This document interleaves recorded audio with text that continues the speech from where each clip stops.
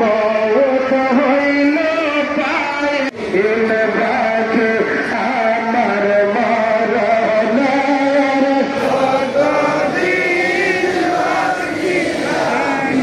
জানিলাম না আল্লাহ মরণ